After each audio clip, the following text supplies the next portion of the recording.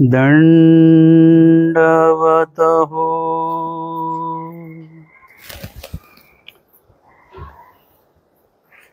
आजच्या सत्रामध्ये आपण उत्तरार्ध 12 क्रमांकाची लीळा श्रवण करणार आहोत. स्वामींचं अवस्थान खडकुली या ठिकाणी आहे. खडकुली हा जो काही विभाग आहे स्वामींच्या पदस्पर्शाने पावन झालेला पूर्ण तो खडक परिसर आहे आणि म्हणूनही त्याला खडकुली असं म्हटलं जातं. प्रसाद सेवेमध्ये सुद्धा खडकुलीचे खडक असा पाषाण विभागामध्ये असा उल्लेख आलेला आहे. स्वामींच्या विहरण विभागामध्ये स्वामी खडकुली जोगेश्वरी हा जो काही परिसर आहे त्या भागामध्ये पण स्वामींचं परिभ्रमण झालेलं आहे आणि महत्त्वपूर्ण लीळा या ठिकाणाच्या आपल्याला लीळाचरित्रामध्ये श्रवण करायला मिळतात. आजची लीळा ही तेवढीच महत्त्वाची आहे. अनुसरणाच्या संदर्भामध्ये आहे आणि आपलो हे महादाईसांचे भाऊ होते त्यांच्या संदर्भामध्ये ही लीळा आहे. आपलो गोसाव्यांसरे उठिती गोसाव्यांसरीसे बैसती. म्हणजे महादाईसा जे आहेत त्यांचा खूपसा जो परिवार आहे म्हणजे भटोबास असतील, आबाईसा आहेत, आपलो आहे, स्वतः महादाईसा आहे, ते स्वामींच्या सन्निधानामध्ये या होत्या. स्वतः महादाईसा या उत्तम प्रकारच्या जिज्ञासक आहेत आणि भटोबास तर स्वामींनी पंथाची धुरा त्यांच्याकडे दिलेली आहे म्हणजे त्या योग्यतेचे भट्टोबास आहेत आणि महादाईसा सुद्धा त्यांच्या तोडीस तोड असल्याप्रमाणेच आहे. आणि म्हणून महादाईसांनी जे शास्त्र निरूपण जे आहे या शास्त्र निरूपणाला महादाईचा अनेक वेळा निमित्त झालेले आहेत. जसं स्वामींनी निमित्त मानी जे असं सांगितलेलं आहे म्हणजे आपल्याला जर का कोणी चांगल्यासाठी निमित्त झालेला असेल तर त्याला त्या निमित्ताला आपण मानलं पाहिजे, त्याची मान्यता केली पाहिजे म्हणजे त्याच्याविषयी आदरभाव मनामध्ये आपल्या असला पाहिजे. त्याच पद्धतीने आपण सुद्धा कुणाला तरी चांगल्या कार्यासाठी निमित्त आपल्याला होता आलं पाहिजे. आपण निमित्त होत असतो परंतु चुकीच्या गोष्टींसाठी निमित्त होतो, वाईट गोष्टींसाठी निमित्त होतो. आणि स्वामींनी जे काही निरूपण केलेलं आहे त्यामधनं स्वामींचं म्हणणं तेच आहे की चांगल्या कार्यासाठी आपल्याला निमित्त होता आलं पाहिजे. आणि म्हणून महादाईसांचं जर का आपण संपूर्ण स्वामींच्या सन्निधानातलं त्यांचं जर का योग्यता आपण बघितली, उपयुक्तता जर का आपण बघितली तर प्रत्येक वेळी महादाईसांनी काहीतरी प्रश्न स्वामींना केलेला आहे आणि त्याचं उत्तर म्हणजे तत्वज्ञान रूपी स्वामींचं निरूपण आपल्याला लीळेमध्ये ऐकायला मिळालेलं आहे. अशा या महादाईसा यांचे जे भाऊ आहेत आपलो हे गोसाव्यांसरीसे उठिती गोसाव्यांसरीसे बैसती. म्हणजे स्वामींच्या सन्निधानी ते होते आणि स्वामींच्या संपर्कामध्ये राहूनच स्वामींच्या म्हणण्याप्रमाणे मनोधर्माप्रमाणे त्यांचं उठणं बसणं हे त्या ठिकाणी होतं.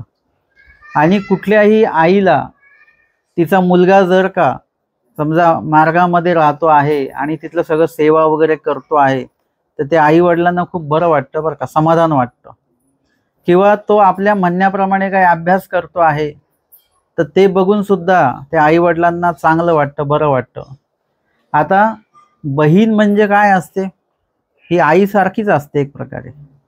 मग आपलो जे आहेत ते स्वामींच्या सन्निधानी होते हेच तिच्यासाठी खूप महत्त्वाचं होतं.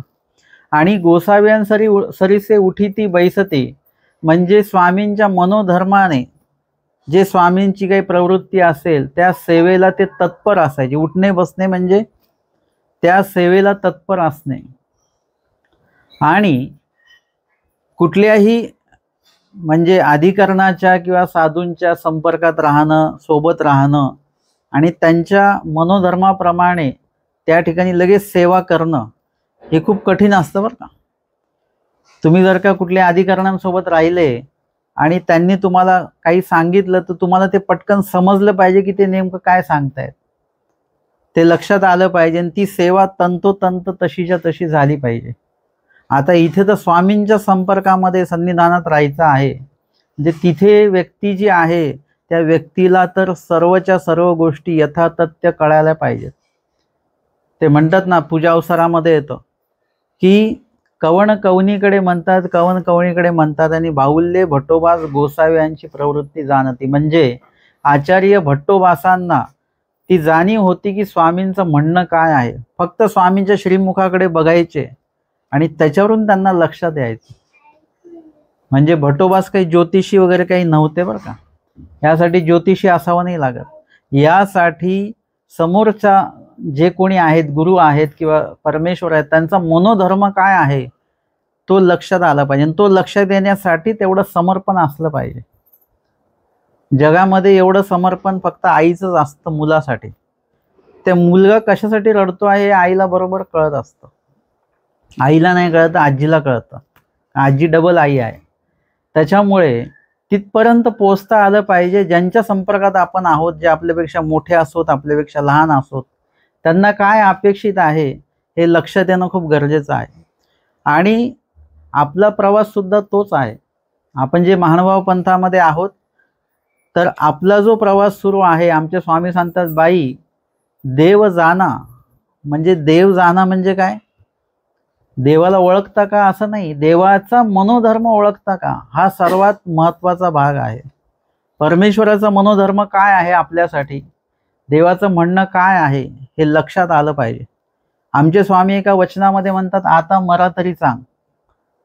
आता एखाद्याला वाटेल अरे देव आहेत, दयाळू माळी आहेत आणि ते मरण चिंतन करतायत, पण ते मरण चिंतनामध्ये सुद्धा काय आहे, ते दयाळूपण मयाळूपण आहे की अजून मोठा दोष एखादा तुमच्याकडनं घडता कामा नये, तर आमच्या समोरच काय व्हायचं ते तुमचं होऊ द्या. आणि हे वचन कुठेतरी निळभट्ट भांडारेकरांना ते त्यांना जमलेलं आहे, त्यांच्या पालनामध्ये ते आलेलं आहे. कुठेतरी आमचे डांगरेश आहे, डांगरेशांना ते वचन जे आहे त्या वचनाचं पालन त्यांना घडलेलं आहे की स्वामींच्या समोर त्यांना आपलं देह जे आहे ते सोडता आलं. आमचे निळभट्ट भांडारेकर आहेत आणि सोबत महादेवबा भक्त जे आहेत त्यांना सुद्धा ते घडलेले. म्हणजे अशी लीळा चरित्रामध्ये तुम्हाला हे काही प्रमाण बघायला मिळतील. आता स्वामी आमचं मरण का चिंततात, तो मनोधर्म जो आहे तो आम्हाला कळाला पाहिजे. त्याच्यामध्ये सुद्धा आमचं भलंच आहे. म्हणजे जर का तुम्ही परमेश्वराच्या स्वामींच्या पाचही अवताराची किंवा अनंतही अवतारांच्या लीळा जर का तुम्ही बघितल्या, तर अनंत अवतारांच्या लीळा नाही माहिती आपल्याला, 5 अवतारांच्या लीळा माहिती आहेत. पण त्या लीळेमागचं जर का तुम्ही चिंतन केलं तर त्या प्रत्येक चिंतनामध्ये जीवाचंच भलं आहे. मग आमच्या स्वामींनी एखाद्याला आश्रय दिलेला आहे, या महात्म्यव म्हटलं. कुणाला म्हटलं? त्याच्यामध्ये सुद्धा त्याचं भलंच आहे. आणि एखाद्याला शिक्षा पण केलं. कुणाला केलं? नाथोबास आहेत, भट्टोबास आहेत, यांना शिक्षा पण केलं स्वामींनी. भट्टोबासांना तर चमरी दंड दिलेला आहे. त्याच्यामध्ये सुद्धा त्यांचं भलंच आहे. आपण जर का असतो तिथे तर आपण राहिलो असतो का? आपण लगेच निघून आलो असतो की स्वामींनी मला मारलं. भट्टोबास मोठे आहेत वयाने, परंतु स्वामींनी का मारलं त्यांच्या त्या मागचा जो मनोधर्म आहे तो भट्टोबासांना माहिती आहे, म्हणून ते गेले नाही कुठे, तिथेच राहिले. ते आमच्या स्वामींनी त्यांना काढून दिलं, इथून निघून जा, तरी सुद्धा कुठे गेले? सन्निधानातच गेले. कारण की ते जाण्यामागचा जो मनोधर्म आहे, पाठवण्यामागचा जो मनोधर्म आहे, तिथपर्यंत भट्टोबास पोहोचलेले आहेत. आणि म्हणून त्या मनोधर्मापर्यंत आपल्याला पोहोचता आलं पाहिजे आणि ते भितरापर्यंत पोहोचता आलं पाहिजे, वरवडे नाही. अपोलोंचं जे उठणं बसणं आहे ते बघून महादाईसांना काय होतं? सुख होतंय, समाधान वाटतं. कशासाठी समाधान वाटतं? माझा भाऊ आहे म्हणून नाही, हा धर्मयुक्त कार्य करतो आहे, स्वामींच्या सन्निधानी आहे, याचं समाधान महादाईसांना अधिक प्रमाणामध्ये आहे. आमचे स्वामी सांगतात, माया बहिणी अशंसती आमचा दांडिये डोळीये कै जाईल. माता असते किंवा बहीण असते, त्यांना आपल्या मुलाबद्दल किंवा भावाबद्दल हेच असतं की त्याचं लग्न कधी होईल, ती वरात वगैरे कधी येईल वगैरे, ते स्वप्न बघत असतात ते. आणि परमेश्वर काय अशंसती?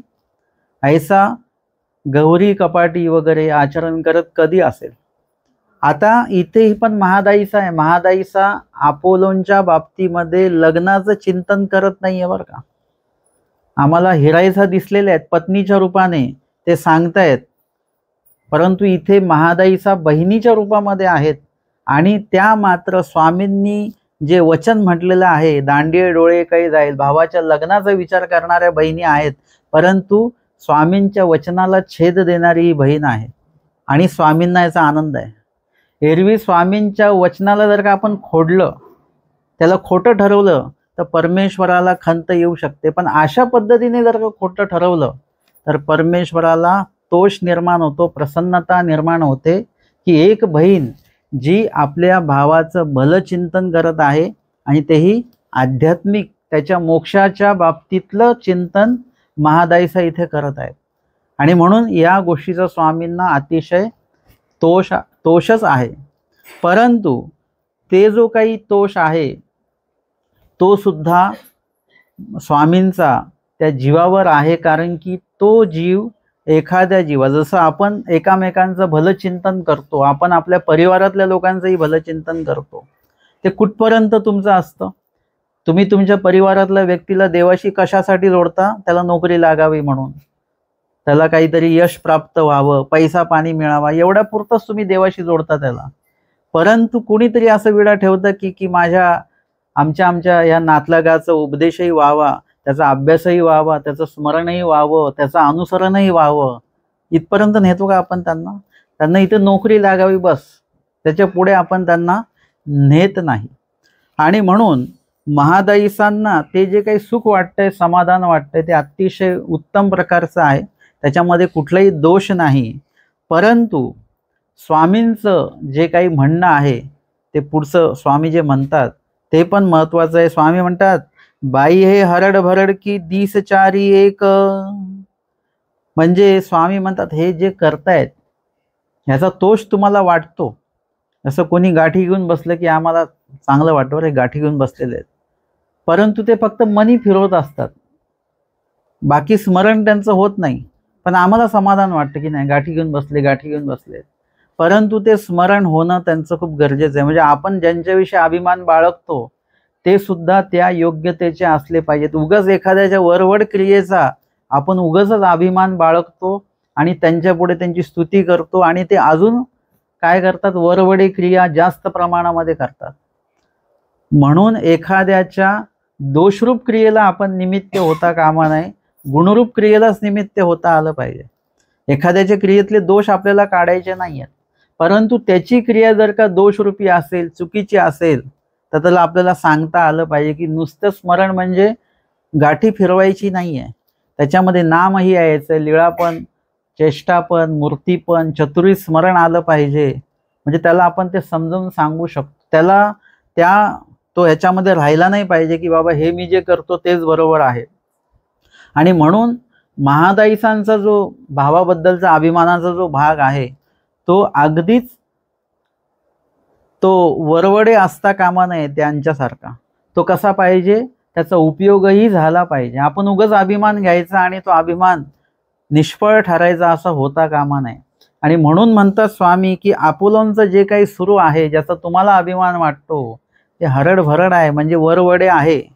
आणि दिस चारी एक, 4 दिवस आहे फक्त. त्याच्यानंतर काय आहे, मग हे एक होते ऐसे आठवेल ही ना. म्हणजे नंतर आम्ही होतो, स्वामी होते असं त्यांना आठवणार सुद्धा नाही.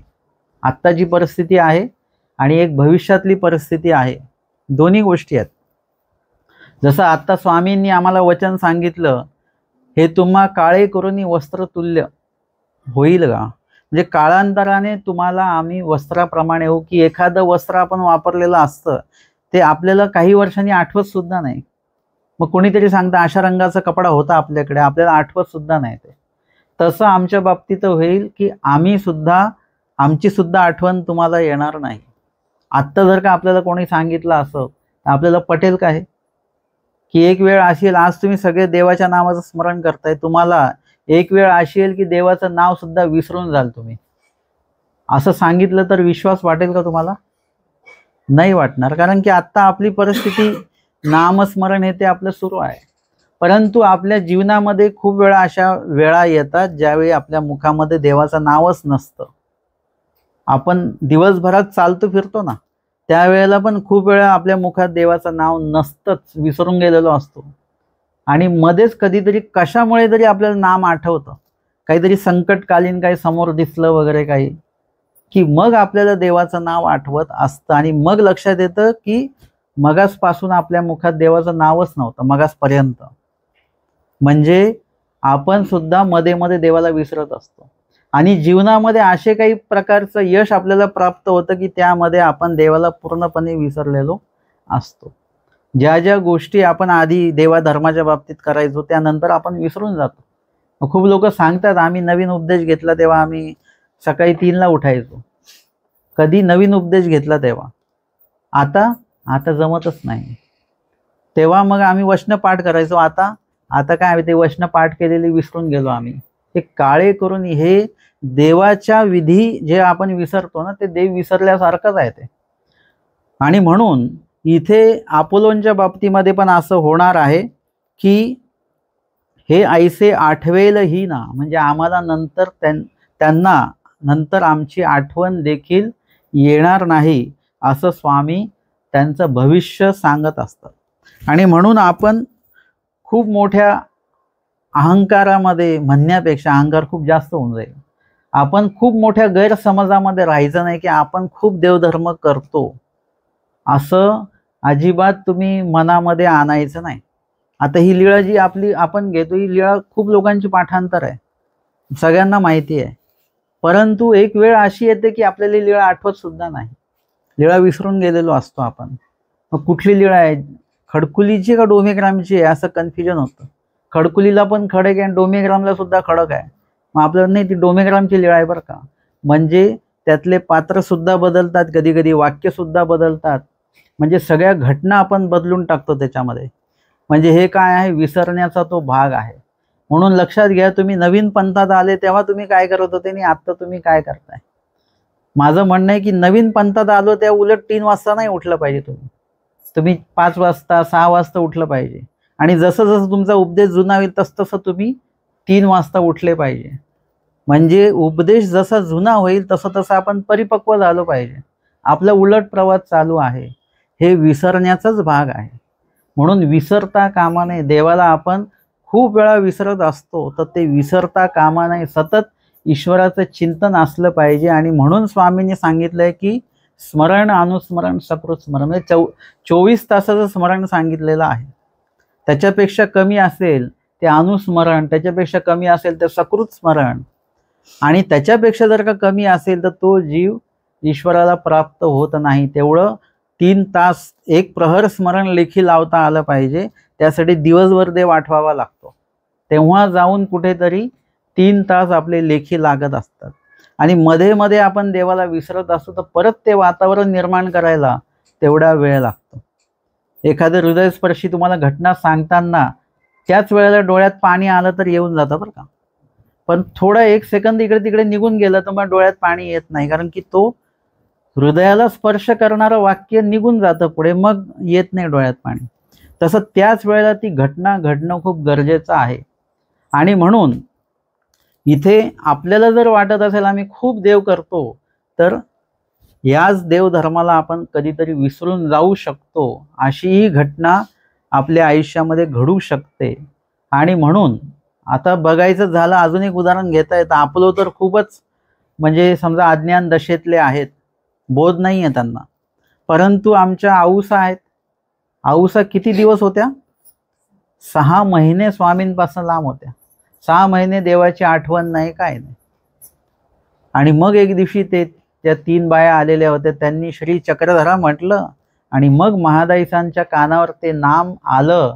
आणि मग माझा चक्रस्वामी म्हणून सकाळपर्यंत झोप नाही त्यांना. म्हणजे हे काय झालं, मळीनत्व अशा प्रकारचं येतं की त्यावेळी देवाचं नाव आपल्या मुखामध्ये येत नसतं. अशा पद्धतीने आपण सुद्धा देवाला विसरून जाऊ शकतो. अजून एक उदाहरण घ्यायचं झालं, आऊसांपेक्षा पण थोडं पुढचं, ते छर्दोबांचं उदाहरण घेता येतं आपल्याला, ज्यामध्ये छर्दोबांच्या बाबतीमध्ये स्वामी म्हणतात विचारा ते कोण आहेत, काय आहेत. आणि त्यांनी स्वतःचं नाव सांगितलं आणि म्हणाले की आम्ही कोणाचे? नागदेव राऊळांचे. स्वामी म्हणतात येथीचे नाव ही नाही, नाव विसरून गेले ते. वमन केलेलं अन्न खाणारी व्यक्ती, हेतुली घृणा त्यांनी जिंकलेली होती. आचरणनिष्ठ व्यक्ती, स्मरणनिष्ठ व्यक्ती, पण एक चूक झाली आणि मग ते मळीनत्व वाढत गेलं. ते मळीनत्व एवढं वाढलं की देवाचं नाव सुद्धा ते विसरून गेलेले आहेत. म्हणजे तो त्या टोकाचा व्यक्ती या टोकाला येऊ शकतो. अपोलो काहीच नाही आणि अपोलोपेक्षा सुद्धा आपण एक स्टेप खाली आहोत. कारण की अपोलोंचं अनुसरण घडलंय, आपलं घडलं नाहीये. म्हणजे आपण अपोलोंपेक्षा एक स्टेप खाली आहोत. आपण केवळ असन्निधानातले आहोत. अपोलो हे सन्निधानातली व्यक्ती आहे. महादाईसांसारखी बहीण आहे, भट्टोबासांसारखे भाऊ आहेत, आबाईसा आहेत. म्हणजे एवढा श्रीमंत परिवार लाभलेला आहे. आपले सुद्धा श्रीमंत परिवार आहे, पण आपला पैशानी श्रीमंत परिवार आहे. पण यांचा स्वामींचं संबंधित योग्यता, अधिकार आणि कणवेनी श्रीमंत असलेली परिवार अपोलोंचा होता. आणि त्या अपोलोंच्या बाबतीमध्ये स्वामी म्हणतात हे 4 दिवस फक्त आहे बरं का, वरवडे आहे. आणि हे भितरांत नाही आहे. भितरांत असेल तर ते बाहेर पडायला खूप वेळ लागतो, ते संपायला वेळ लागतो किंवा ते संपतही नाही. पण वरवडे जर का असेल तर ते लगेच संपू शकतं. जसं आता आपण सत्संगाला असतो ना, 1 तास 1.5-2 तास आपण पूर्ण त्या वातावरणामध्ये असतो की इथून बाहेर पडलं की लगेच दीक्षाच घेऊन टाकायची, घरी जायचंच नाही, अशा वातावरणात असतो बरं का आपण. पण एकदा निरूपण संपलं आणि एकदा बाहेर पडलो आपण की लगेच घरचे वेध लागतात, लवकर कधी पोचू वगैरे. म्हणजे काय आहे, तेवढे 2 तास वरवडे आपलं. पण असे रोज जर का 2 तास वरवडे जरी आपण दिले तरी काय म्हटलेलं आहे की वरवडे करिता भितरासी आहे. म्हणजे हळूहळू का होईना आपल्याला स्वतःला कळेल. मामाजी आम्हाला सांगतात की स्मरण नाही जमत तुम्हाला, नाटक करा, हातात गाठी घ्या, मनी फिरवा नुसते. हळूहळू कधीतरी असं वाटेल की मी देवाला फसवतोय, मग कधीतरी तुम्ही नाम घ्यायला लागाल. पण आधी काय करा, आधी बसण्याची सवय करा, हातात गाठी घ्यायची सवय करा, हळूहळू नाम घ्यायची सवय लागेल, हळूहळू चतुर्विध स्मरण करायची सवय लागेल. म्हणजे कुठेतरी आपल्याला पश्चाताप होईल की इतक्या दिवस मी देवाला फसवत आलो, वरवडेच केलं, लोकांना दाखवण्यासाठी म्हणून केलं. कुठेतरी हळूहळू ते भीतरामध्ये उतरेल आणि मग सत्य जे आहे ते त्या पद्धतीने वास्तविक तुम्ही ती क्रिया करायला लागाल. म्हणून ते वरवडे का होईना ते असणं गरजेचं आहे.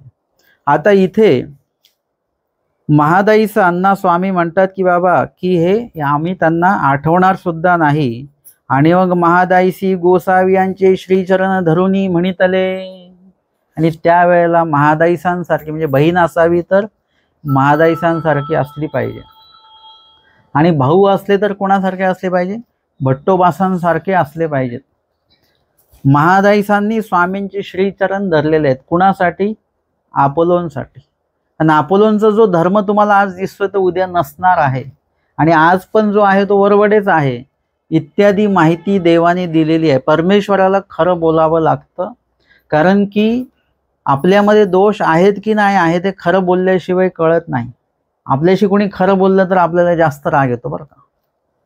आपल्याला खरं बोलणारे लोक आवडतात, पण त्यांनी खरं बोललेलं मात्र आपल्याला आवडत नसतं. पण परमेश्वर कुठेही आपले दोष, जीवाचे दोष झाकून ठेवत नाही, ते सांगतात त्यांना. का? कारण की दोषाचं निरसन होणं सगळ्यात जास्त महत्त्वाचं आहे. आणि म्हणून स्वामींनी स्पष्ट महादाईसांना सांगून दिलं. महादाईसांनी स्वामींचे श्रीचरण धरले आणि ते म्हणतात जी जी ऐसे यासी न व्हावे. असा प्रसंग याच्या आयुष्यामध्ये यायला नको की हा देवाला विसरून जाईल. आणि नंतर देवाला विसरणं म्हणजे इतर जीव देवतांच्या धर्माला शरण जाण्यासारखं आहे. आणि म्हणून जर का हा गेला, म्हणजे महादाईसा ह्या कोण आहेत? एक विद्वान व्यक्तिमत्व आहेत. आपण महादाईसांना नुसतं स्त्री म्हणून बघता येणार नाही. महादाईसा म्हणजे अतिशय विद्वान व्यक्तिमत्व आहे. भट्टोबासांच्या 500 गुरुकुळाला सांभाळणारी एक व्यक्ती आहे. ती सगळ्यांना शिक्षा पण करणारी व्यक्ती आहे. आणि स्वामींकडे गेल्यानंतर यथार्थ ज्ञान काढल्याशिवाय न राहणारी ही व्यक्ती आहे महादाईसा. आणि त्यामुळे महादाईचा जो विचार करतात तो एकदम उच्च टोकाचा विचार असतो. आपण शेवटच्या टोकाचा करतो, महादाईचा उच्च टोकाचा विचार करतात. त्यांनी लगेच तिथे उपाय मागून घेतलेला आहे. आपल्याला पण सुद्धा अनेक वेळा काही गोष्टी कळतात, आपल्या बाबतीतले दोष कळतात, पण त्या दोषाचा उपाय जो माहिती करून घेतला पाहिजे. तुम्ही ते बघितलं असेल रामायण महाभारतामध्ये, कोणीतरी शाप दिला की लगेच ते लगेच काय म्हणतात, उशाप मागून घ्या, उपशाप काय असेल तो, म्हणजे तो शाप फिटेल असा काहीतरी उपाय लगेच मागून घेतात. तसं आपल्याला आपले दोष कळतात, नाही अशातला भाग नाही, समजतं आपल्याला. आपल्यापेक्षा कोणी स्मरणनिष्ठ व्यक्ती भेटला की आपल्याला मनामध्ये येतं बरं का, त्याच्याविषयी रागही येतो आणि आपल्याला मनातही जाणवते की आपण यांच्यासारखे नाही बरं का, म्हणजे आपलं स्मरण एवढं होत नाही. ते आमची किती सेवा करतात, आपली तशी सेवा होत नाही, आपल्याला आपली कमीपणा जाणवतो आणि म्हणून समोरच्यावर राग येतो. म्हणजे आपला राग येण्याचा जो भाग आहे तो सुद्धा चुकीचा. राग आपला त्याच्यावर नाही आला पाहिजे, राग आपल्याला आपल्यावरच आला पाहिजे की आपल्याकडे ही गोष्ट का नाही आहे. आणि म्हणून आमचे स्वामी वेळोवेळी भट्टोवासांना सुद्धा त्यांचे काय दोष असतील ते लगेच तिथे सांगतात, लगेच शिक्षा पण करतात आणि ते शिक्षा पण भट्टोबा स्वीकारतात पण. आणि त्यांची सुद्धा तीच तयारी आहे की जे दोष असतील ते लगेच नासून गेले पाहिजेत, माझ्याकडे दोष नको पाहिजे. भट्टोबा सुद्धा त्या प्रवासामध्ये आहेत. आणि म्हणून महादाईसांनाही वाटतं की अपोलोनमध्ये काहीतरी दोष आहे, काहीतरी अयोग्यता आहे, अनधिकार आहे, काहीतरी खंती जोडून ठेवलेली आहे, पण ते जर का इथे नाही फेडली हा कुठल्या कुठे निघून जाईल. आता महादाईसा त्यांना भाऊ म्हणून बघत नाहीत, आता ते त्या स्वामींच्या सन्निधानी असलेला एक जीव आणि तशाच पद्धतीने वागणारा जीव आहे जो स्वामींच्या मनोधर्माने वागताना दिसतो आहे. आणि जर का आपण आता प्रार्थना केली तर कदाचित त्याचं अनुसरण घडेल आणि त्याचा मोक्ष मार्गाचा प्रवास जो आहे तो सुरू होईल. आणि म्हणून ती संधी आपण सोडायची नाही. आणि म्हणून महादाईचा स्वामीचे श्रीचरण धरून म्हणतात, जी जी ऐसे यासी न व्हावे, म्हणजे असं होता कामा नाही याच्या बाबतीमध्ये, याला अनुसरण घडलं पाहिजे. स्वामी म्हणतात शेवटी शेवटी होईल, म्हणजे शेवटी शेवटी. आता इथे महादाईसांची विनंती आहे आणि स्वामींना विनंती केली लगेच स्वामी म्हटले असं नाही आहे. मला माझ्या चिंतनाच्या ह्याच्यातनं स्वामींनी काही वेळ विचार केलेला असेल, त्यांच्याविषयी चिंतन केलेलं असणार आहे अपोलोनच्या बाबतीमध्ये, आणि मग स्वामी म्हटले असतील ठीक आहे तुमची विनंती आहे तर शेवटी शेवटी होईल. म्हणजे कुठेतरी त्यांच्या काही कणवा आहेत. प्रत्येक जीवाने, मी नेहमी सांगत असतो की प्रत्येक जो जीव आहे त्यांनी ती कणव जोडलेली असते, सगळ्यांचं आहे. आज आम्ही म्हणू की तुम्ही प्रपंचात आहेत म्हणजे तुम्ही अनधिकारी आहात, म्हणजे तुम्ही अधिकार जोडलेला आहे, फक्त तो अधिकार आत्ता समोर यावा हा अधिकार तुम्ही आत्ता जोडलेला नाहीये, परंतु तुमच्याकडे अधिकार मात्र आहे. प्रत्येकाची एफडी असते आणि ते मॅच्युअर्ड होण्याची एक वेगवेगळी तारीख आहे, ती फक्त आज भेटणार नाहीये ते, परंतु उद्या परवा 8 दिवसांनी कधीतरी ती भेटणार आहे. तशा पद्धतीने प्रत्येक जीवाची काही ना काही कणव असल्यामुळेच काय झालेलं की स्वामी म्हणतात मुंगे विरून चिंतावे. मुंगीचं वैरत्व का नाही चिंतायचं, कारण की त्यांच्याकडे सुद्धा कणव आहे, ते सुद्धा पुढे मनुष्य देहात येणार, त्यांना सुद्धा ज्ञान होणार, ते सुद्धा अनुसरणार आहेत. म्हणून त्यांचं वैरत्व चिंतू नका, कारण की त्यांचा प्रवास पुढे असा आहे. किंवा सूक्ष्म जंतूंची हिंसा असेल त्याच्याविषयी प्रायश्चित्त का असावं, दुःख का असावं, कारण की ते सुद्धा सगळे अधिकारी जीव आहेत. आज ते सूक्ष्म जंतूंमध्ये आहेत पण उद्या ते मनुष्य देहात येणार आणि परमेश्वराकडे येणार आहे. त्याचं उदाहरण म्हणजे आमच्याकडे ससा आहे, तो बेडूक आहे, तो भारद्वाज पक्षी आहे, डांगरेश आहेत. हे जरी त्या कर्मफळात असले तरी हे पुढे ह्यांचा प्रवास वेगळा आहे. म्हणजे एखाद्या जीवाला, मनुष्य देहातल्या जीवाला वेद असला पाहिजे. आमच्याकडे एका लहान मुलाने ती बेडकाची ती लीळा सांगितली की तो रोज तो बेडूक यायचा, त्याला लांब लांब नेऊन सोडायचे, तो परत यायचा. ती लीळा त्या मुलांनी सांगितली आणि म्हटला, शेवटी तो म्हटला जर का बेडकाला एवढा देवाचा वेद आहे तर आपल्याला का नाही, असं त्यांनी म्हटलं आणि लीळा त्याचं भाषण संपलं. आणि त्यांनी आम्हाला प्रश्न टाकून तो बसला खाली. हा प्रश्नच आहे की नाही, एखाद्या बेडकाला आहे म्हणजे त्या बेडकाचा आपल्याला सन्मान करता आला पाहिजे, कारण की त्याचा जो वेद आहे तो पुढे वाढणार आहे. त्याची आवडी वाढत वाढत तो कुठल्या टोकाला जाईल हे आपल्याला सांगता येत नाही, कुठे सन्निधानी तो प्राप्त होईल किंवा सेवेचा अर्थी उपयोगी पडेल. म्हणून इथे प्रत्येक जीवाच्या बाबतीमध्ये अहित चिंतन करायचं नाही असं स्वामींनी सांगितलेलं आहे. हिता म्हणजे त्याच्या बाबतीमध्ये वाईट चिंतन, वाईट त्याचं वैरत्व आपल्याला मनामध्ये चिंतन करायचं नाहीये. आणि म्हणून स्वामी काय करतात, मग अशा प्रत्येक जीवामध्ये काही ना काही अधिकार जोडलेला असतो, त्या आणि अनधिकार पण जोडलेला असतो. त्या अनधिकारामुळे तो जीव वाहत वाहत वाहत वाहत जात असतो. पाण्यामध्ये एखादी गोष्ट टाकली वाहत्या, तर ती वाहत वाहत जाते. मग ती थांबते कधी, जेव्हा स्थिर व्यक्तीचा संपर्क येतो त्यावेळेला ती वस्तू वाहण्याची थांबून जाते. म्हणजे वाहन काय आहे, अनधिकार आहे, आणि स्थिर व्यक्तीचा संपर्क होणं म्हणजे अधिकार आहे. म्हणजे ती वस्तू त्याच्यातनं वाहनं बंद होऊन जात असते. तशा पद्धतीने आपल्यामध्ये पण अनधिकार असल्यामुळे आपण वाहत चाललेलो आहोत. परंतु कुठेतरी महादाईसांसारखी विनंती, महादाईसा स्वतः स्थिर स्वभावाच्या आहेत, स्थित प्रज्ञा आहेत, आणि त्याच्यामुळे त्यांनी जे निर्णय घेतले भविष्यामध्ये ते उत्तम प्रकारचे निर्णय होते. आणि त्यांची विनंती सुद्धा काय आहे, समोरच्यांसाठी आपल्यासाठी काय आहे, एक प्रकारचा अधिकार निर्माण करणारच आहे, किंवा आपला जो अधिकार जोडलेला आहे त्या अधिकाराला पुढाकार देणारा तो निर्णय आहे.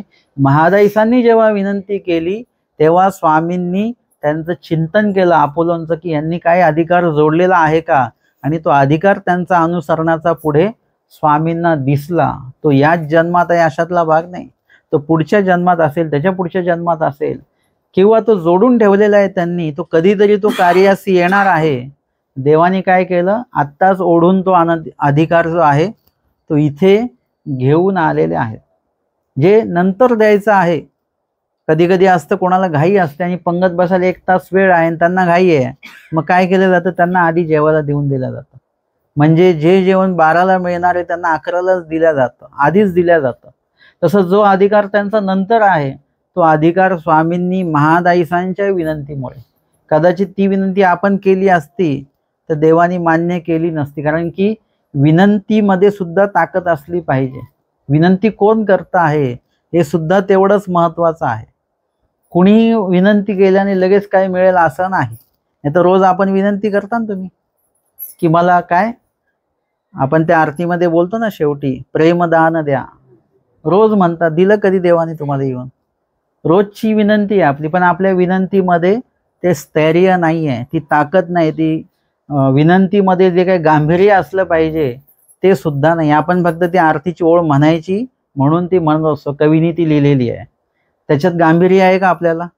कधी आपण त्याचा पाठपुरावा केला का, की एवढे दिवस आम्ही देवाला म्हणतो प्रेमदान द्या, प्रेमदान द्या, पण अजूनपर्यंत देवाने दिलं नाही, काय झालं, विचारपूस चौकशी कोणाकडे केली का तुम्ही? म्हणजे त्या ओळीचं गांभीर्य नाही, फक्त म्हणायचं म्हणून आपण म्हणतो. पण महादाईसांची जी विनंती आहे त्याच्यामध्ये गांभीर्य आहे. ती अशी काही कुठल्या तरी एका व्यक्तीने केलेली ती विनंती नाही, ती महादाईसांसारख्या व्यक्तीने केलेली विनंती, ज्यांनी आमच्या स्वामींची सुद्धा प्रसन्नता जोडली, ज्यांनी श्री प्रभू बाबांची सुद्धा प्रसन्नता जोडलेली आहे, अशा महादाईस आहेत. म्हणजे श्री प्रभूंची प्रसन्नता जोडणं ही काही साधारण गोष्ट नाही. श्री प्रभूंनी जे म्हटलं ती गोष्ट महादाईसांनी लगेच सेवेअर्थी उपयोगी आणली, तो पदार्थ बनवून दिला आणि श्री प्रभू एकदम आनंदित झाले. त्या घाबरता, स्वामी म्हणतात, अरे घाबरते का, हे असं कर, तावून आण, तापवून आण, लगेच महादाईसा ते करतात. महादाईसांच्या सेवेची तक्रार दादोस करतात स्वामींकडे, आणि मग स्वामी जेव्हा महादाईसांकडनं त्या सेवेचा प्रसंग ऐकतात तेव्हा स्वामी सुद्धा प्रसन्न होतात, की म्हणजे तुम्ही जे केलं ते योग्य केलेलं आहे. म्हणजे अशा विविध गुणांनी युक्त असलेल्या महादाईसा, त्या महादाईसांनी ही विनंती केलेली आहे, आणि त्या विनंतीची सुद्धा त्यांना जाणीव आहे बरं का. आपण सुद्धा देवाला विनंती करतो की देवा मला अनुसरण घडू द्या, रोज विनंती करत असतो, रोज विनंती करतो, आज आपलं काही अनुसरण घडत नाही. का नाही घडत? कारण की आपण फक्त देवालाच म्हणतो की माझं अनुसरण घडू द्या, पण अनुसरण घडेल अशा काही गोष्टी आपण करतो का? अशा गोष्टी पण तर केल्या पाहिजेत. आपल्या घरी द्रव्य येऊ द्या, पण ते द्रव्य असं आपोआप येईल का? त्यासाठी तुम्हाला सुद्धा तुमच्याकडं काहीतरी करावं लागेल, कष्ट करावे लागतील, घराच्या बाहेर पडावं लागेल, काहीतरी कार्य तुम्हाला करावं लागेल आणि मग ते द्रव्य येईल. स्वयंपाक असेल, काहीतरी तुम्हाला हातपाय हलवावे लागतील, त्याशिवाय स्वयंपाक बनत नाही. तसं अनुसरण असेल तर त्या बाबतीत तुम्ही देवाला विनंती नुसती करताय, पण त्या विनंतीला अनुसरून तुम्ही काही कार्य करून राहिलेले आहात का? अनुसरण घडावं यासाठी काही ज्ञान काढतोय का? स्मरण करतो आहोत का? त्या पद्धतीचं काही सेवादास्य आहे का आपलं? काहीच नाहीये. मग कसं घडेल अनुसरण? म्हणजे आपली जी विनंती आहे ती केवळ आणि केवळ कोणीतरी लिहून दिलेली आहे आपल्याला. आपण म्हणतो आम्हाला काही प्रायश्चित लिहून द्या बरं बाबा. बाबांनी दिलं, तुम्ही रोज ते म्हणून काढता. आम्हाला काहीतरी प्रार्थना द्या बरं, ती तुम्ही रोज म्हणून काढता. आम्हाला काहीतरी वाचायला द्या, तुम्ही ते वाचून काढता. परंतु त्यामध्ये जे काय आपण ओवलं पोवलं पाहिजे, त्याचं गांभीर्य असलं पाहिजे. जर का आपल्याला कोणी लिहून दिलं आपल्या बाबतीमध्ये, शिव्या शाप जर का दिल्या, तर तुम्ही वाचून काढाल का नुसतं? काय होईल?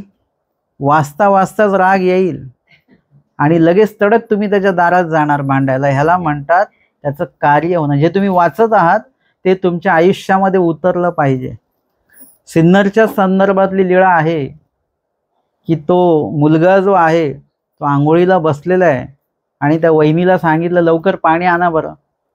आता थोडा रिकामटेकडाच असेल तो समजा. त्याची आई पण वैतागली, म्हणजे एवढी घाई काय करतो, तुला काय गोंदेश्वरापुढे पद्मेश्वर बांधायचं काय? दिवसभर तर रिकामाच बसलेला असतो घरी. ते मुलांनी ऐकलं ते आणि तो उठला तडक आणि तो गेला तेलंग देशात. इथे व्यापार केला, व्यवसाय केला, द्रव्य कमवलं, इथे आला सिन्नरला आणि त्या गोंदेश्वरापुढे ते छोटं मंदिर त्यांनी बांधलं आणि त्याच्या पंक्ती उद्घाटन केलं. त्याच्या पंक्ती सुरू होत्या आणि आईकडे येऊन म्हटलं चल आता घ्या, आंघोळीला पाणी काढ. हे बघ गोंदेश्वरापुढे पंचवेश्वर बांधून दाखवलं मी. तिथे स्वामींचे वाक्य आहेत, बाई अभिमान होवावा तो आईसा. हे अभिमानाचे कार्य, म्हणजे हे अभिमान असला पाहिजे, हे अभिमानाचं कार्य आहे. आणि अशा प्रकारचा जो अभिमान आहे तो महादाईसांमध्ये आहे की देवाने जे सांगितलं ते आचरणात आणायचं. हे सगळं महादाईसांच्या आचरणात उतरलेलं होतं. देवाने जे जे सांगावं ते महादाईसांनी करण्याचा प्रयत्न करावा, भटोबासांनी तर करण्याचा प्रयत्न करावा, म्हणून त्यांच्या विनंतीला मान आहे. ते जे जे ऐकतात ते ते त्यांच्या कानात नाही, त्यांच्या मनात उतरतं. नुसतंच मनात नाही, त्यांच्या आचरणात उतरतं, त्यांच्या स्वभावामध्ये ते उतरून जातं अक्षरशः. आमच्या आचार्य भटोबास कसे होते, त्यांच्या स्वभावामध्ये ते ज्ञान उतरलं आणि त्याच्यामुळे ते वेदवंती नागदेव म्हणून ते प्रसिद्ध होऊन गेलेले आहेत. हे उतरलं त्यांच्या आयुष्यामध्ये आणि म्हणून स्वामी सुद्धा त्यांच्या विनंतीला मान देतात, आपल्या विनंतीला मान देणार नाहीत. आपण जरी देवापुढे डोकं जरी आपटलं, फोडलं, याचं उत्तर देवानी वचनातच सांगितलं, मा येणे खडकेसी कपाळ घ्या पा जरी होय. एखाद्या दगडावर जरी डोकं आपटलं तरी देव आपलं ऐकणार नाही, कारण की आपण देवाचं ऐकत नाही. आपण देवाचं काय म्हटलेलं पूर्ण केलेलं आहे, तर देव आपलं म्हणणं पूर्ण करतील. आणि तुम्ही एक जरी गोष्ट देवाची ऐकत असाल तर देव तुमची 100 गोष्टी ऐकू शकतात.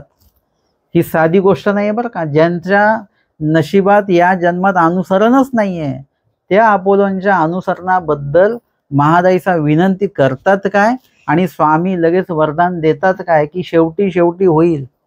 सोपी गोष्ट नाही. आपल्याला आपलं अनुसरण घडवता येत नाहीये. इथे महादाईसांनी स्वतः तर ते अनुसरलेल्याच आहेत, पण त्यांनी अपोलोंचं अनुसरण सुद्धा जे लांब होतं ते जवळ आणलेलं आहे. आपण जवळचं अनुसरण आपण लांब ढकलतो, पुढच्या महिन्यात घेऊ, पुढच्या वर्षी घेऊ, 3 वर्षांनी घेऊ. माहीम भट्टांनी त्यांचं अनुसरण जवळ आणलेलं आहे. म्हणजे ही लोक आहेत सगळी. त्याच्यामुळे देव यांची विनंती सहजपणे ऐकून घेतात, कारण की हे सुद्धा देवापासून लांबच आहेत आपल्यासारखे. परंतु त्यांनी काय केलेलं आहे, आपल्या क्रियेने विचारांनी देवाच्या जवळ ते गेलेत आणि देवाला पण आपल्या जवळ आणलेलं आहे. माहीम भट्ट वगैरे भटोबासांसारखी व्यक्ती हे स्वतः देवाजवळ गेले. निळभट्ट भांडाऱ्यासारखी जी व्यक्ती आहे त्यांच्या जवळ देव आलेले आहेत. म्हणजे कर्तृत्व या लोकांचं कसं आहे बघा. आणि त्याच्यामुळे देवानी यांची विनंती ऐकणं एकदम निश्चितच आहे. देव त्यांची विनंती ऐकणारच आहेत. आणि म्हणून इथे स्वामी म्हणतात की शेवटी शेवटी होईल, म्हणजे शेवटी शेवटी यांना अनुसरण घडणार आहे. आणि तसं घडलं सुद्धा. त्याचा पुढचा संदर्भ स्मृतीस्थळामध्ये येतो. ते राहान घालिती घरी देव्हारा करीती, म्हणजे स्मृतीस्थळातला संदर्भ इथे दिलेला आहे. भविष्यामध्ये काय झालं बरं, अपोलो खरोखरच ते वरवडे सुरू होतं, तिथून ते निघून गेले त्यांच्या त्यांच्या घरी आणि मग देवाला विसरून पण गेले. देव जे सांगतात ते काही खोटं नसतं. आणि ते काय करायचे, अपोलो देवतेचं राहण घालिती, म्हणजे देवता वगैरे सगळे ते मांडायचे आणि घरी देव्हारा करीती, पूर्ण घरामध्ये त्यांनी तो देव्हारा करून ठेवलेला होता. अन्य देवतांचं भजन त्यांनी, पूजन त्यांनी सुरू केलेलं आहे. कोण अपोलो, हे सन्निधानी स्वामींसोबत उठणारे बसणारे अपोलो, त्यांचा महादाईसांना अभिमान होता. ते अपोलो आता देवतेचं अधिष्ठान तिथे त्यांनी निर्माण केलं आणि त्या ठिकाणी अशा पद्धतीने देवता पूजन त्यांनी त्यांच्या जीवनामध्ये उतरवलेलं आहे. महादाईसे तया ते पडताळावया आली, आणि एकदा आटनादिक्रमे आमच्या महादाईसा या चाललेल्या होत्या आणि त्यांच्या लक्षात आलं की इथे अपोलो आहे बरं का, अपोलो इथे राहतो. आता ते भावाला भेटायला गेलेल्या नाही आहेत.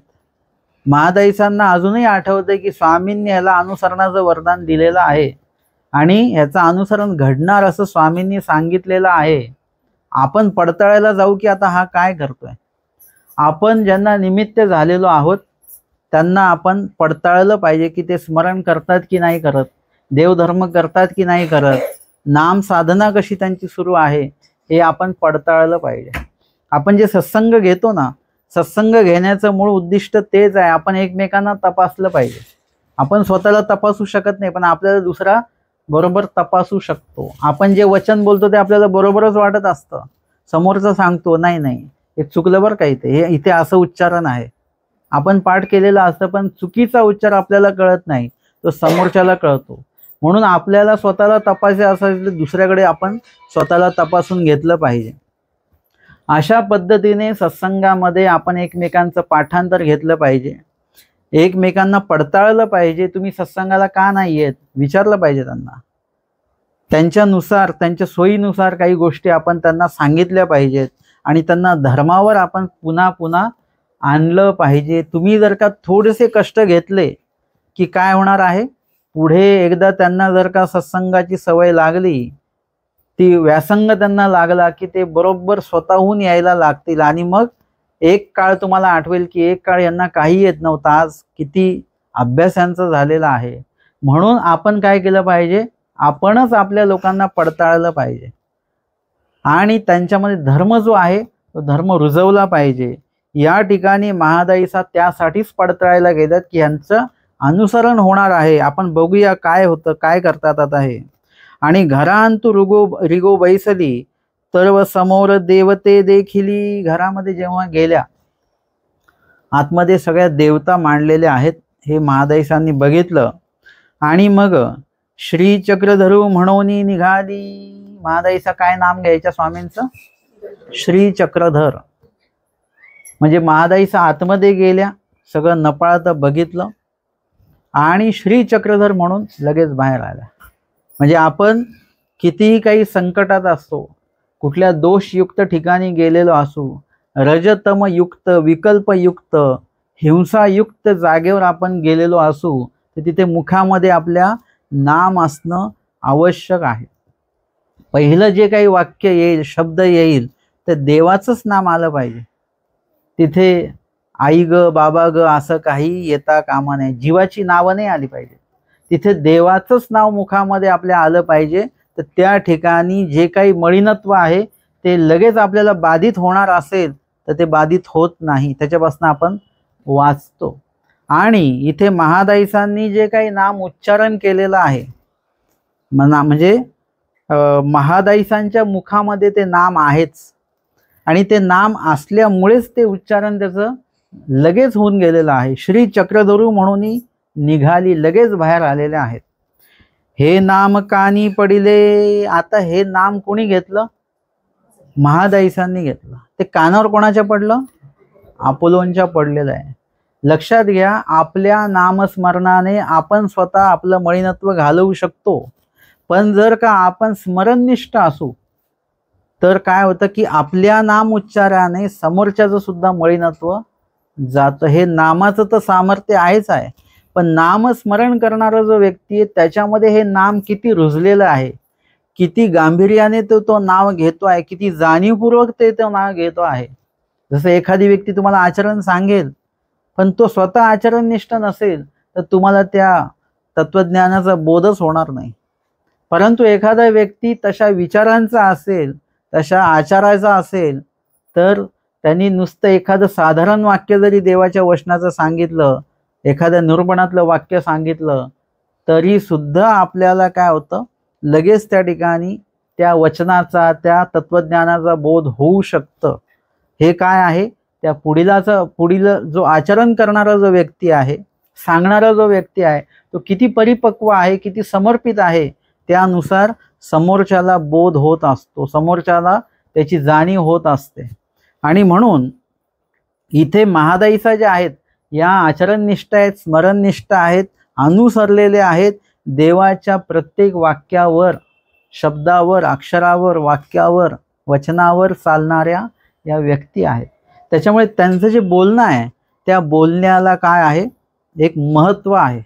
आमचे भटोबा जे होते ते कुठे भिक्षेला जर का गेले आणि ते नुसते भिक्षा जरी म्हणाले, तर त्यांच्या शब्दांमध्ये, त्यांच्या त्या आवाजामध्ये एक जे काही म्हणजे जे काही महत्त्व होतं त्या आवाजामध्ये किंवा त्या शब्दामध्ये, ते कुठून येत होतं.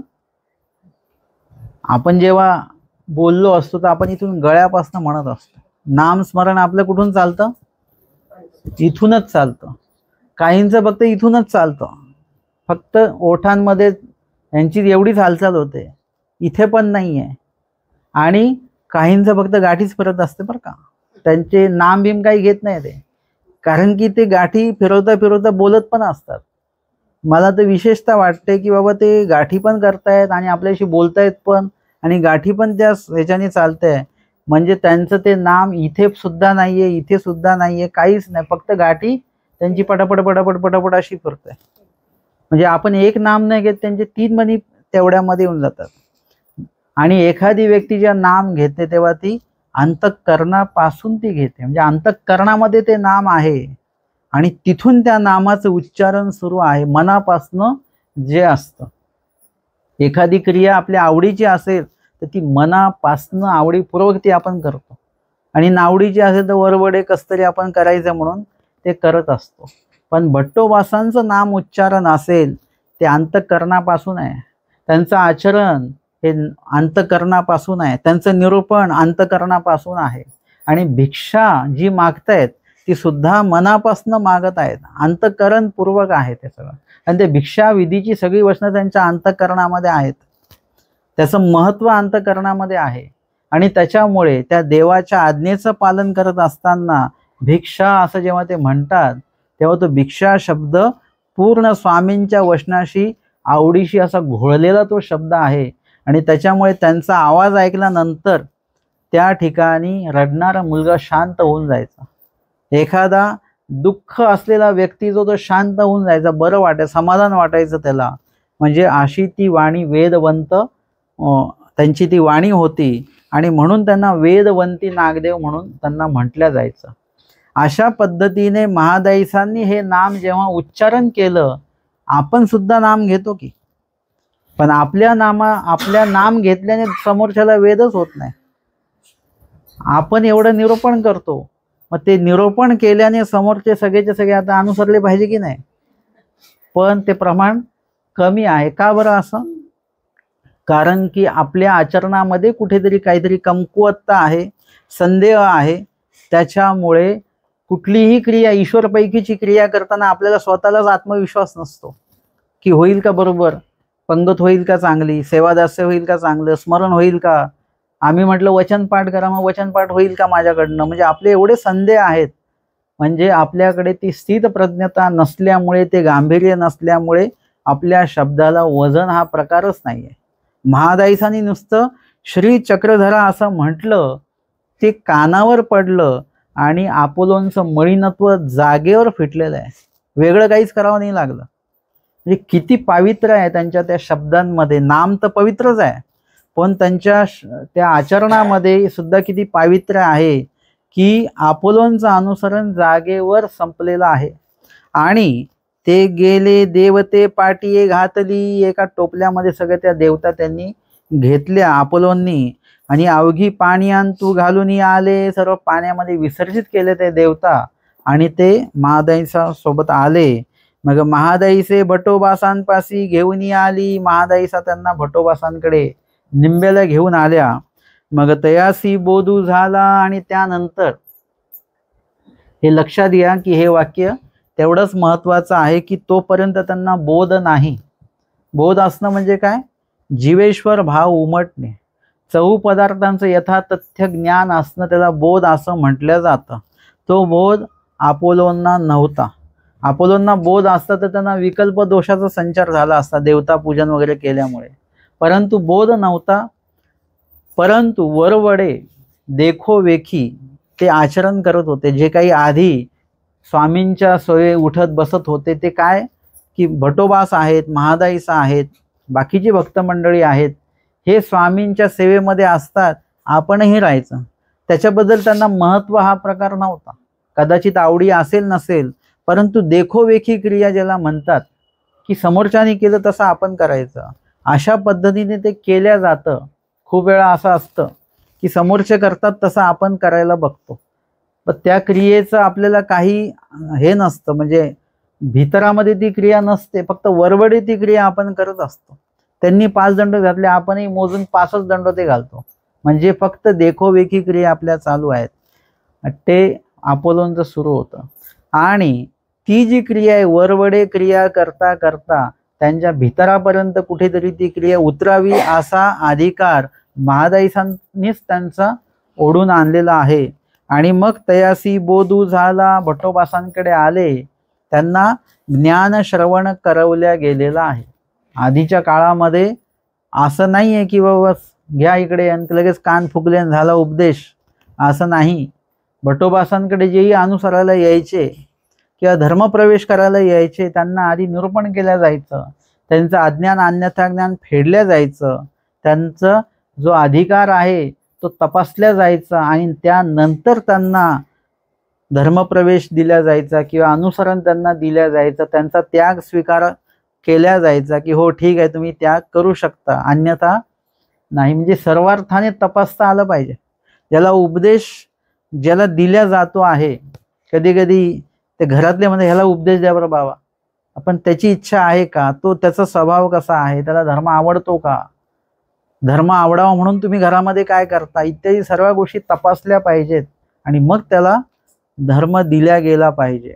आणि म्हणून इथे महादाईसांनी काय केलेलं आहे, हे तपासलं त्यांना कसं वाटतंय, म्हणजे हा प्रसंग याच्यामध्ये आलेला नाही आहे, पण महादाईसांनी कुठेतरी तपासले. ते म्हणाले मला अनुसरायचं आहे की देवाकडे निघायचं आहे, भट्टोबासांकडे यायचं आहे, पण त्याची तयारी कशी आहे. आपण एवढ्या लांबून त्याला तिथे घेऊन जायचं आणि तिकडे त्यांनी जाऊन म्हणायचं की मला अनुसरायचं नाही, तर तसं नाही. महादाईसांनी त्यांना तपासलेलं आहे आणि महादाईसांकडे निश्चितच तेवढा अधिकार आहे की त्यांचा अधिकार तपासावा, ते संकेत त्यांना प्राप्त व्हावे, एवढा अधिकार महादाईसांनी जोडलेलाच आहे. म्हणून महादाईसा सुद्धा त्यांना निंब्याला घेऊन आलेले आहेत. भट्टोबासांनी त्यांना ज्ञान श्रवण करवलेलं आहे, त्यांना बोध झाला, जीवेश्वर भाव त्यांना उमटला, चव पदार्थांचं ज्ञान थोडक्यात का होईना त्यांना तिथे सांगितलं गेलं आणि मग ते अनुसरणाला तयार झाले. ह्याच्यात वेळ गेलेली आहे बरं का. लगेच पोहोचले, हातपाय धुवून लगेच बोध झाला आणि लगेच अनुसरण झालं असं नाही झालेलं आहे. लीळेमध्ये ते एका वाक्यात सांगितलेलं, पण त्याच्यामध्ये कालावधी निश्चितच गेला असेल. आणि मग अनुसरले आणि मग आपलो हे अनुसरले. लीळेच्या आधीच आहे आपलो अनुसरण. हे मी कधी कधी आपलं अनुसरण वाचतो बरं का. म्हणजे आपलं अनुसरण आपल्याला याच्यामध्ये दिसलं पाहिजे. आपलोंचं तर अनुसरण होऊन गेलेलं आहे. आपलोंचं आधीचं वर्तन आपल्याला कदाचित दोषवंतही वाटेल, वरवडे करतात म्हणून, परंतु त्यांचं खरोखर अनुसरण पण घडलेलं आहे, आपल्या पुढे निघून गेलेले आहेत. आपल्याला कुणाच्याही पुढे जायचं नाहीये, आपल्याला आपल्याच पुढे जायचं आहे. आपण जे मागे मागे पडतोय तर आपल्याला आपल्याच पुढे निघून जायचं आहे. आणि आपलं जे काही अनुसरण ठाकलेलं आहे, आमच्या स्वामी म्हणतात की देवे करावे ते केले आणि जीवे करावे ते ठेले. म्हणजे आपण जे करायचंय तेवढंच बाकी आहे, बाकी सगळं झालेलं आहे. देवाने जे करायचं आहे ना, सुरुवातीची व्यवस्था आणि शेवटची व्यवस्था सगळे रकाने देवाने तयार ठेवलेले आहेत. फक्त मधला एक टप्पा जो आहे तो आपला एक बाकी आहे. तो जर का आपण पार पाडला की मग परमेश्वराला शेवटचा जो कड आहे तो सुद्धा करायला काहीच अवघड जाणार नाही. आणि तो कड जो आहे तो अपोलोनी स्वतः तो केलेला आहे. कदाचित कधी कधी असं असतं की अनुसरणाची पूर्ण काय बोलतात ना वातावरण असतं घरामध्ये, तरी सुद्धा आपली इच्छा होणं खूप गरजेचं आहे. कधी कधी काही घरांमध्ये वातावरण नसतं, परंतु या व्यक्तीला मात्र वाटत असते की मला अनुसरायचं आहे, त्याची तळमळ सुरू असते. आणि अपोलोनच्या बाबतीमध्ये महादैसांची तळमळ होती आणि अपोलोनचं अनुसरण त्याच्यामध्ये होत आहे. म्हणजे आपल्यासाठी कुणीतरी विनंती करावी हा सुद्धा अधिकार आपल्याला जोडता आला पाहिजे. कधी कधी आपल्या विनंतीने आपलं कार्य होत नाही, परंतु महादाईसांनी विनंती केली, बाईसा उपलक्षाने विनंती केली कोणी, तर आपलं एखादं अडथळारूप कार्य असतं ते काय होऊ शकतं, मार्गी लागू शकतं. आणि म्हणून प्रायश्चित्त करताना पहिला दंडवत कोणाला असतो? ईश्वर परायण जे आहेत, जे शाब्द अप्रक्ष सामान्य विशेष प्रेमी आहेत, त्यांना विनंती केल्या जाते की तुम्ही देवाला सांगा, तुम्ही विनंती करा, आमचं काही देव ऐकणार नाहीत. आणि कदाचित ते सुद्धा लगेच आपण म्हटलं लगेच ती विनंती करतात का? ते आधी आपल्याला तपासतात की हा कसा आहे, हा स्मरण करतो की नाही, आता जे प्रायश्चित्त करणार तो हा पाळणार आहे की नाही पाळणार, आपल्या वागण्यात आचरणात काय आहे हे ते लोक सुद्धा तपासतात. आणि आपण जर का तशा पद्धतीचे असू तरच ते लोक विनंती करत असतील देवाला, अन्यथा आपल्याबद्दल कोणी देवाला विनंती करावी एवढ्या योग्यतेचे आपण नाही. परंतु त्या योग्यतेचे तर आपण होऊ शकतो. तुमच्यामध्ये असे अनेक योग्यतेचे सैरवैर तुम्ही असाल सुद्धा, नाही असं नाही, परंतु ती योग्यता आपल्याला काय करता पाहिजे, वाढवता आली पाहिजे. आणि आपल्यासाठी कोणीतरी विनंती करावी, आपण सुद्धा देवाला विनंती करावी, अशा प्रकारचं आचरण आपल्या आयुष्यामध्ये आणून आपलं जे अनुसरण आहे ते आपण स्वतः घडवून घेतलं पाहिजे. असं या लीळेच्या माध्यमातनं आपण या ठिकाणी बघितलेलं आहे. आजच्या सत्रामध्ये आपण उत्तरार्ध 12 क्रमांकाची आपलो अनुसरण या लीळेचं श्रवण आणि चिंतन जे आहे ते या ठिकाणी केलेलं आहे. दंडवत हो.